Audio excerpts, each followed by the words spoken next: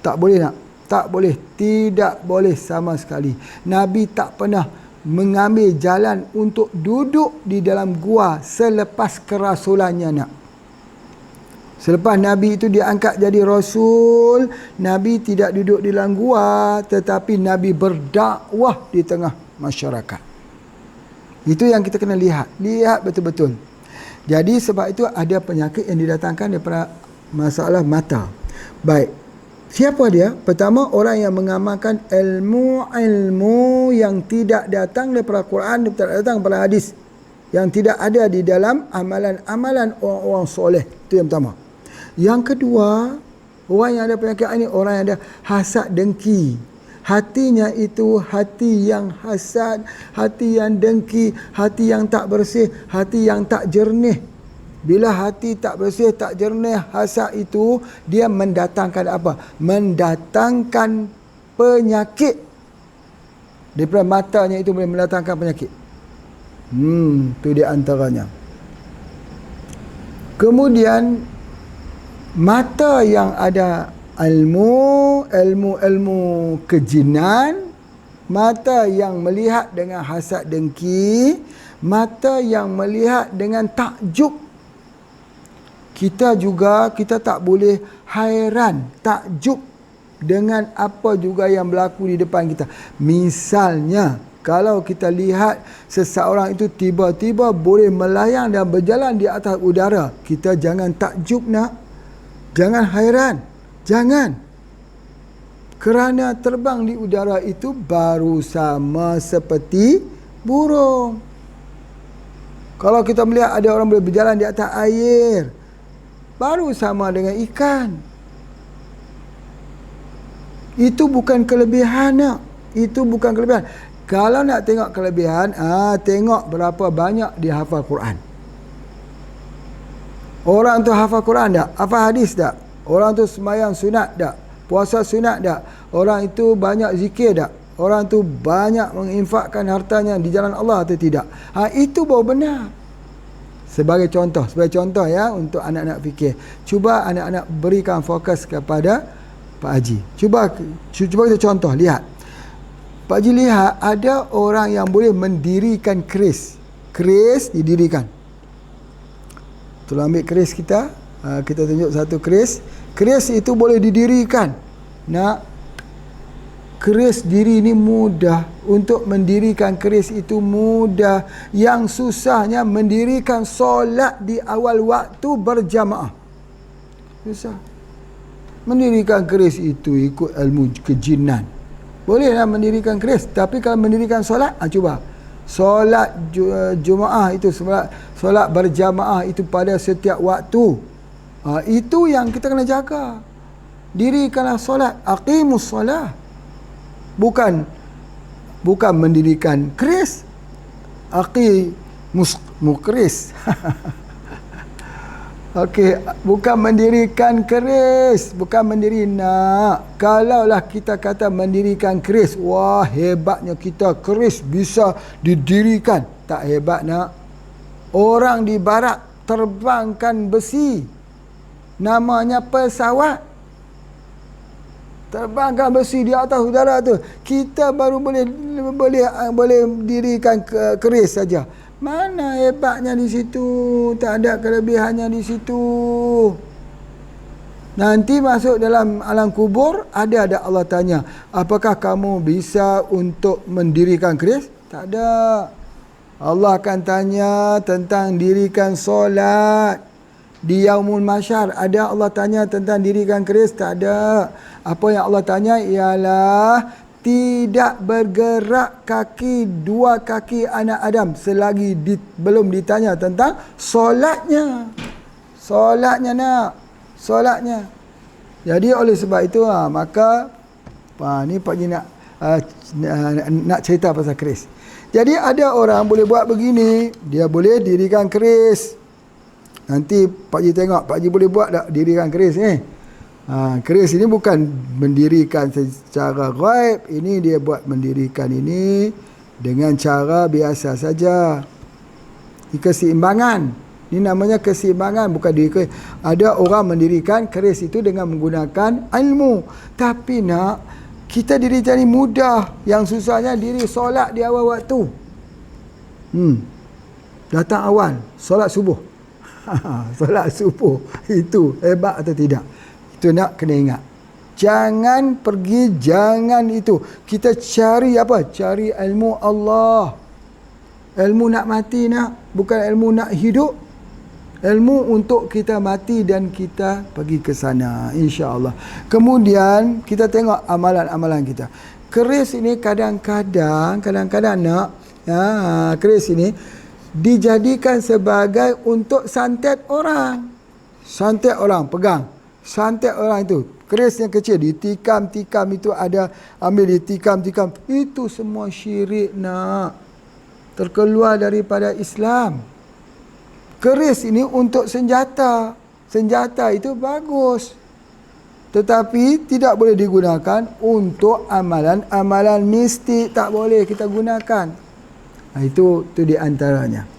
Jadi berlihat kepada penyakit bagi mata tadi, penyakit ain. Jadi oleh sebab itu Pak Haji sebutkan di sini bahawa penyakit ain itu penyakit daripada pandangan mata itu. Jadi boleh atau tidak kita gunakan obat melalui mata? Jawapannya boleh. Apa tu? Air Zam-Zam untuk mengubati mata. Baik. Sekarang kita masuk ke tingkatan yang kedua.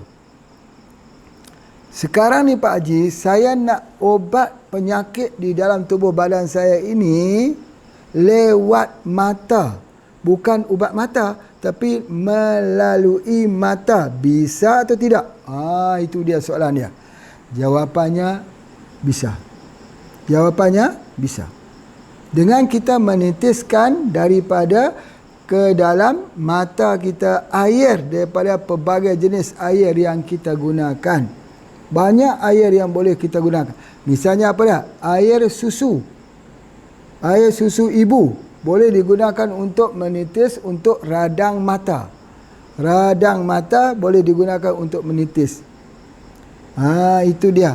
Satu lagi, satu air yang ada di Gunung Merapi yang Pak Haji namakan air dihydra. Dihydra itu air yang sangat bagus untuk rawatan demam, ditetiskan di mata. Dihydra. Nanti Pak Badrul ni insya-Allah nanti boleh dapatkan air dihydra ini. Air ni kita minum. Kita boleh minum untuk hilangkan demam. Kalau kita demam, minum air dihydra. Air dihydra itu untuk menghilangkan demam. Kalau kita nak menitiskan mata melalui mata bila kita demam itu, guna air dihydra juga. Air dihydra itu ialah air yang bersifat air mineral yang keluar dari Gunung Merapi. Gunung Merapi, Yogyakarta. Bila keluar daripada Gunung Merapi ini, dia mempunyai selenium. Selenium satu mineral yang sangat baik untuk rawatan dalam tubuh badan kita. Untuk membuang pengaratan dalam tubuh badan kita. Selenium. Jadi oleh sebab itu, kita bisa untuk berikan selenium itu melalui mata. Jadi boleh guna air dihydra itu letak tetehkan di mata atau boleh juga kita minum. Jadi oleh sebab itu, mata ini boleh diberikan obat lewat mata. Itu Masya Allah. Yang seterusnya yang Pak Haji nak sebutkan lagi, bagaimana perawatan menggunakan mata ini juga. Perawatannya ialah dengan menggunakan salah satu bahannya ialah aloe vera. Aloe vera. Dan juga madu lebah. Lewat mata kita boleh gunakan perawatan menggunakan madu ini. Berartinya untuk mereka yang mempunyai masalah tentang masalah kejiwaan, di mana kita boleh menitiskan madu ke bahagian mata kita ini untuk rawatan kejiwaan. Ini yang ada masalah kepala mental, masalah stres ke, masalah mental disorder ke, atau masalah kesurupan yang selalu dan sebagainya. Jadi kita boleh gunakan madu sebagai salah satu untuk dimasukkan di mata, khususnya untuk perawatan untuk sakit-sakit begitu. Begitu juga orang yang koma, boleh kita masukkan madu ya, dan boleh juga kita gunakan untuk semua jenis-jenis penyakit. Kecuali yang kita tak gunakan madu ni orang yang ada penyakit kencing manis saja, yang kita tak masukkan madu di dalam matanya. Yang lain boleh kita gunakan. Masya Allah, Masya Allah. Jadi oleh sebab itu, maka seperti mana yang Pak Haji sebut, bila kita masukkan saja ke mata ni, dia akan terus dibawa oleh saraf pusat. Saraf di bahagian mata ni terus ke dalam otak. Pada masa dia sampai terus ke dalam otak itu, maka dia akan merangsangkan otak itu untuk bekerja dengan lebih baik. Hasilnya apa dia? Hasilnya dia akan membuatkan tubuh kita itu menjadi aktif dan bergerak sihat sebagainya. Misalkan sebagai contoh, orang stroke lah, kata orang stroke. Ketika orang stroke itu dia tidak boleh buka. Dia tak boleh buka ni sebab dia tidak ada hubungan di antara neural nerve dan motorik nerve. Jadi dia tak boleh hantar isyaratnya untuk dia gerak. Jadi bagaimana kita nak menyambungkan itu? Gunakan madu. Masuk di mana? Masuk di dalam mata. Masya Allah, Masya Allah. Mata kita ni adalah merupakan salah satu daripada pengobatan, juga betul boleh gunakan. Tapi kalau orang tu kena penyakit mata merah, ya, mata merah. Mata merah ni sekejap saja boleh bisa hilang dengan cara kita minum minuman botani pegaga ataupun kita minum teh pegaga. Teh pokok pegagan kita seduh. Ya, ada teh pegagan itu kita seduh. Tapi bila kita seduh, maka dia akan memula repair untuk bahagian mata ni. Kita tak boleh kita gitu. Berartinya tak boleh kita kesat di mata kita itu. Nanti dia akan bertambah merah. Tapi kalau kita tak kesat, kita minum itu, kita tahan gatalnya sedikit, kita tahan, insya-Allah sembuh dengan izin Allah. Itu di antaranya. Dan mata ini dia memberikan kesan-kesan sensitivity yang orang panggil dia dengan perkataan alahan ataupun alergi. Jadi bagi orang yang makan udang atau cumi ataupun makan makanan laut, itu yang boleh menyebabkan berlakunya alergi, sinusitis. Maka pada ketika tersebut, maka kita boleh ambil satu kapsul kita, iaitu namanya Anti-Rex. Kita boleh makan Anti-Rex khususnya untuk menghentikan kesan alergi yang timbul di muka kita, di bahagian kepala kita. Nanti akan jadi bersin, nanti ada flu, ada sesama dan sebagainya, mata jadi merah sebagainya. Jadi kita ambil Anti-Rex. Tapi ada satu cara lagi, iaitu mengubati melalui mata bagi alergi, dengan melalui wap bahagian mata kita. Jadinya begini. Jadinya kita ambil daun sirsak.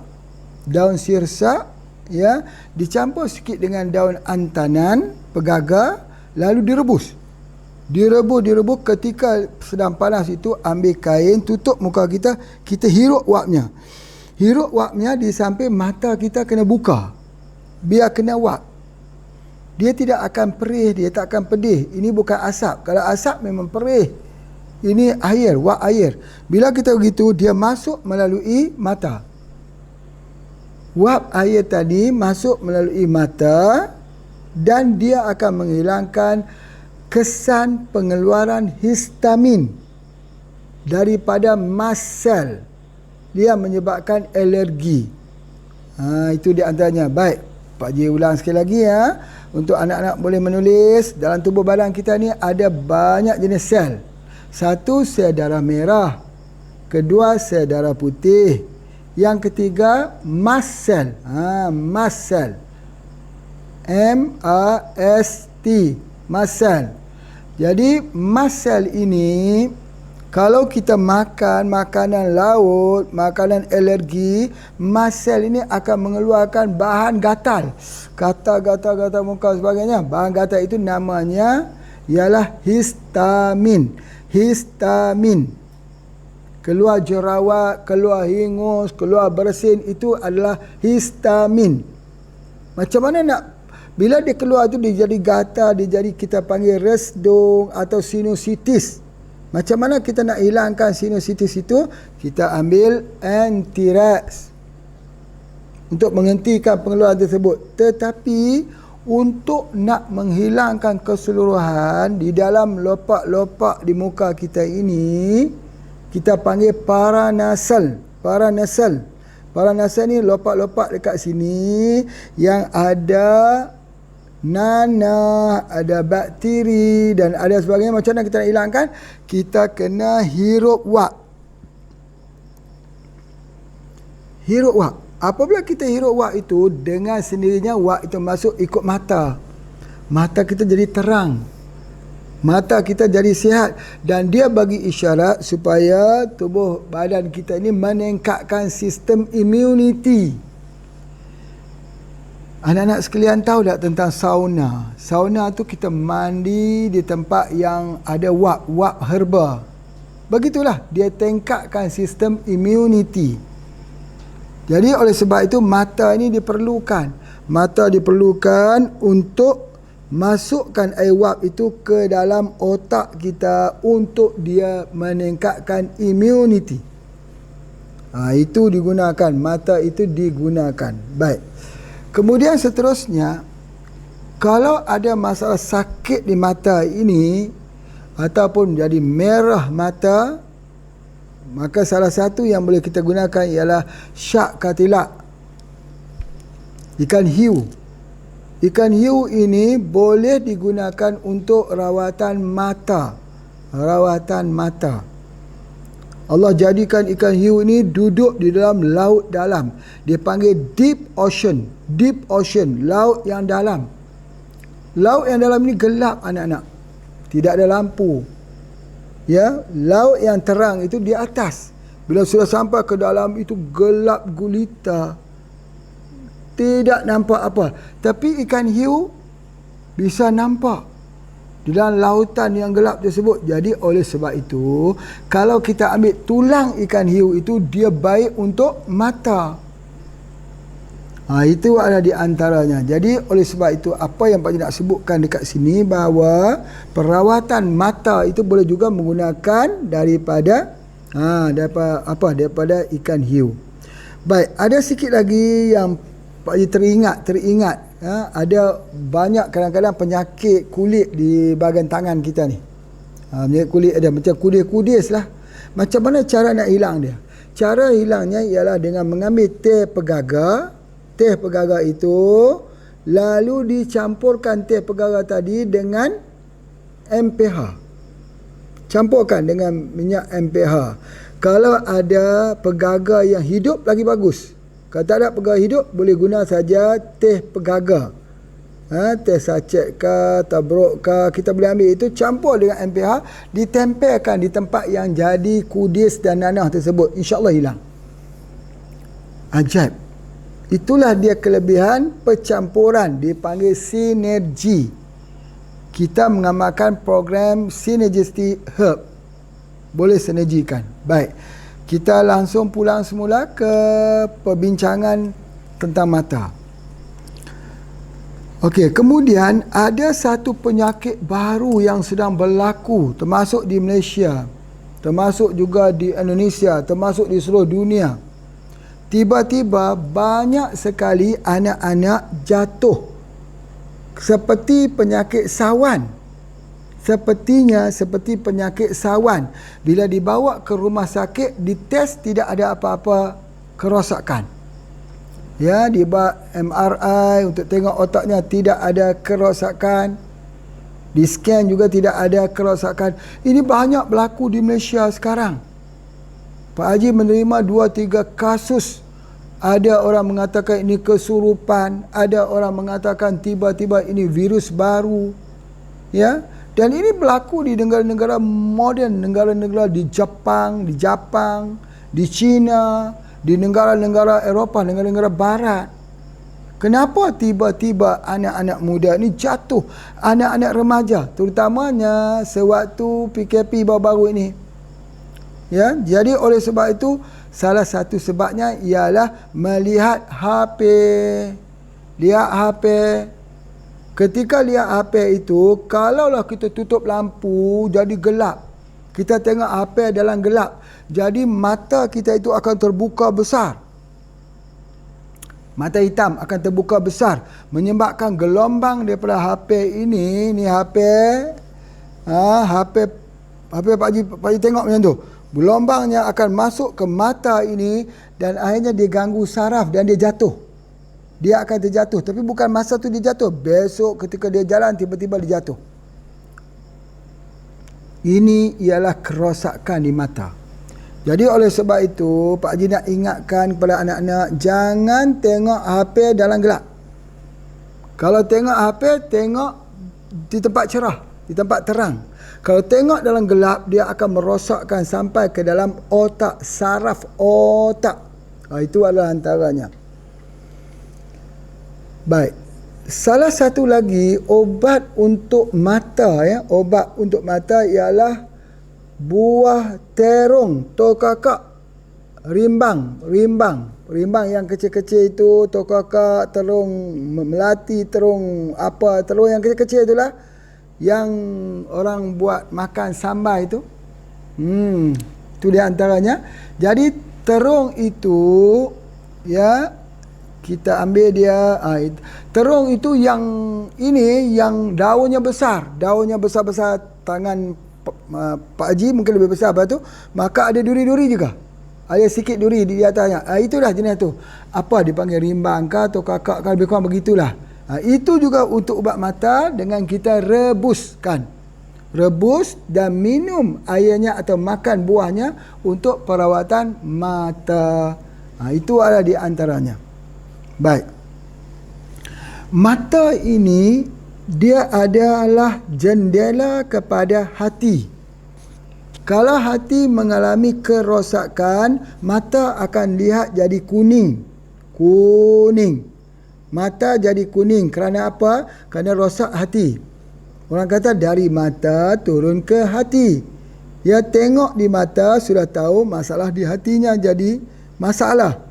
Hatinya mengeras. Hatinya kena sirosis, hatinya kena hepatitis, radang ni.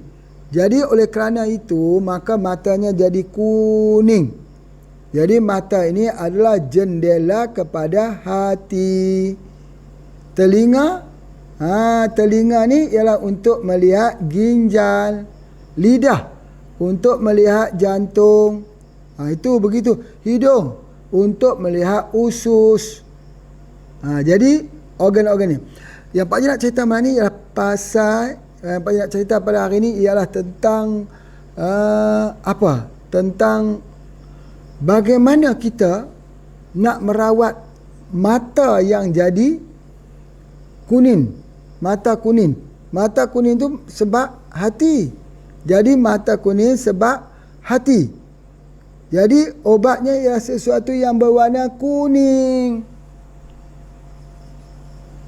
Allahu Akbar. Allah membuatkan satu bidang keilmuan. Kita tengok mata orang itu jadi kuning, maka obatnya ialah wortel. Kita lihat orang itu matanya kuning, obatnya ialah labu kuning. Allahu Akbar. Sesuatu yang berwarna kuning, obatnya ada untuk mata. Baik, macam mana kalau kita gunakan kunyit? Bukankah kunyit itu kuning? Baik untuk mata, betul. Bagaimana kalau kita gunakan temulawak? Bukankah temulawak itu kuning? Ya, baik. Jadi sesuatu yang berwarna kuning baik untuk mata. Jadi oleh sebab itulah maka ini adalah merupakan pengecaman. Tadi Pak Haji mengatakan mata ni boleh dirawat dengan menggunakan syak katilak. Mata boleh dirawat dengan tokakak. Mata boleh dirawat dengan sayur-sayur yang berwarna kuning. Apa yang berwarna kuning? Semua bisa digunakan untuk mata. Baik untuk mata. Jadi itu adalah antaranya cara pengecaman untuk kita faham bagaimana hubungannya dengan mata. Baik. Begitu juga kita menggunakan untuk perawatan di mata ini, kita gunakan kita gunakan daripada minyak ataupun dipanggil omega 3. Omega 3. Omega 3 ini ialah minyak, sejenis minyak. Di dalam ikan ada omega 3. Ikan omega 3 termasuk squalene. Hati hiu. Hati hiu ada omega 3. Ikan sardin ada omega 3. Ikan King Solomon ada omega 3. Ikan tenggiri biru ada omega 3. Ikan tongkol ada omega 3. Jadi omega 3 ini digunakan untuk mata. Ya. Jadi kita ambil omega 3 khususnya untuk mata. Jadi oleh sebab itu Pak Haji nak sebutkan di sini bahawa ikan, hati ikan salah satu daripada pengobatan yang boleh kita gunakan. Jadi kalau di Indonesia kita ada hati ikan, squalene, minyak hati ikan. Itu adalah obat yang sangat baik untuk mata. Sebagainya. Masya Allah. Baik, pada kuliah pada hari ini, ya, pada pagi ini, Pak Haji nak cerita sikit dengan sesuatu yang akhir, yang satu yang menjadi satu yang sangat menarik. Bila ada satu pertanyaan kepada Rasulullah sallallahu alaihi wasallam untuk menguji Rasulullah sallallahu alaihi wasallam. Pertanyaan ini ditanyakan, soalannya, apakah makanan yang pertama yang diberikan kepada ahli syurga? Ketika orang tu masuk syurga, makanan apakah yang didatangkan kepadanya? Apa dia? Jadi Rasulullah sallallahu alaihi wasallam menjawab, hati ikan. Hati ikan whale, ikan paus. Ikan paus itu sejenis ikan hiu. Nabi kata hati ikan paus di hujungnya. Hujung hati ikan paus. Maka ulama-ulama berfikir, kenapa Nabi sebut hujung hati ikan paus? Makanan pertama ahli-ahli syurga. Kerana kata ulama, kerana syurga itu adalah negeri kita yang terakhir. Tidak ada lagi selepas itu. Terakhir. Jadi makan yang hujung, paling hujung. Sudah masuk ke syurga, sudah tidak ada apa lagi. Kita tak ke mana lagi dah. Menikmati seluruh kesenangan di dalam syurga. Masya Allah, Masya Allah, Subhanallah. Baik. Di dalam ilmu kesihatan pula, dalam ilmu tip pula, kita dapat untuk mengambil bahawa hati, daripada hati ikan paus ini, ya, ada namanya squalene, minyak squalene, ada dikeluarkan oleh HPA. Ini sangat baik untuk rawatan bagi hati, supaya hati kita ini tenang. Jadi oleh sebab itu, bagi mereka yang hatinya tidak tenang, hatinya galau, hatinya tidak gembira, hatinya itu berikan saja makan daripada hati ikan, minyak hati ikan, squalene. Dan kalau besok anak-anak pula besok ketemu dengan orang yang ada masalah gangguan mental, gangguan fikiran, ada depression, anxiety, kemurungan dan sebagainya, beritahu bahawa pengobatannya adalah dengan menggunakan hati ikan, iaitu squalene. Masya Allah, Masya Allah. Hebatnya pengobatan Islam itu. Baik, terima kasih semua anak-anakku yang dikasihi. Doa daripada Pak Haji ni agar anak-anak semua teruskan belajar. InsyaAllah besok kita ketemu lagi dalam kuliah bersama dengan Pak Haji. Jangan jemu ya. Jangan jemu, tulis. Jangan tak tulis. Alhamdulillah Pak Haji dapat lihat ni daripada foto-foto yang dikirimkan, dititikkan gambar anak-anak begitu, subhanallah, semangat sekali untuk belajar. Tahniah, terima kasih. Moga-moga Mugi-mugi Gusti Allah memberikan rahmat kejayaan kepada semua anak-anak ini semua. Semua adalah anak-anak syurga insya-Allah, dan merahmati juga kita semua, pada guru-gurunya, kepada semua yang bekerja di pesantren ini juga, dan semua juga moga-moga Allah merahmati juga Pak Haji. Mudah-mudahan Allah Ta'ala bagi sedikit, Masya Allah, belas kasihan, keampunan. Ya, insya Allah. Terima kasih semua. Assalamualaikum warahmatullahi wabarakatuh.